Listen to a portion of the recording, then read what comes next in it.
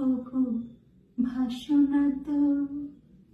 অলির কথা শুনে বকুল হাসে, কই তাহার মতো তুমি আমার কথা শুনে হাসো না তো।